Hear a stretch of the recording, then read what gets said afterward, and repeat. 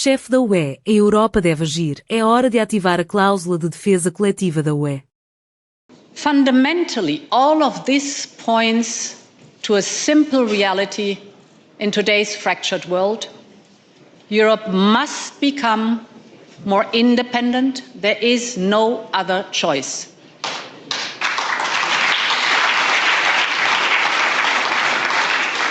Independent in every dimension that affects our security and prosperity, defense and energy, economy and trade, raw materials and digital tech. Some may say the word independence runs counter to our transatlantic bond. The opposite is true, and we've just heard it from State Secretary Rubio. An independent Europe is a strong Europe. And a strong Europe makes for a stronger transatlantic alliance. Today is the time for action, and I want to focus on Europe's plan for independence. And to help frame this, I will borrow a line by Jerry Freightham, the US Assistant Secretary of Defense, spoken here in Munich in the 70s. I quote, "Unless a nation feels itself primarily responsible for its own security and well-being, it will leave the task to others and fail to marshal its resources and political will in its own defense." I chose this line from the 70s because it reflects some uncomfortable truth over many decades about how Europe's security was not always seen as our primary responsibility. But this has fundamentally changed.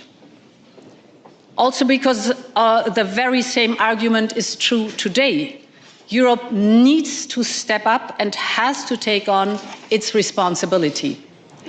Admittedly, it has taken some shock therapy, and some lines have been crossed that cannot be uncrossed anymore. But what is needed, at least, we all agree on, and we are delivering. The numbers tell their own story.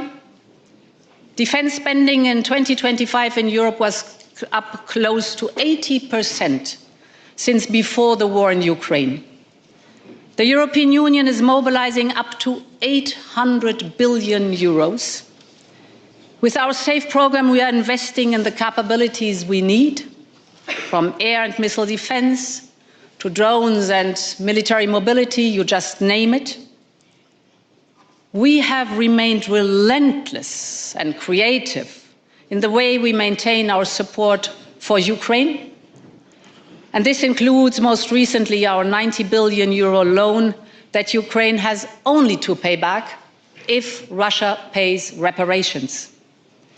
By 2028, defense investment in Europe is even projected to exceed the amount the US spent on such equipment last year.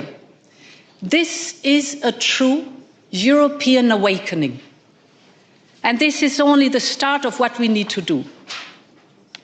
We must grow a European backbone of strategic enablers in space, intelligence, and deep strike capabilities. No taboo can go unchallenged. I believe the time has come to bring Europe's mutual defense clause to life. Mutual defense is not an optional task for the European Union.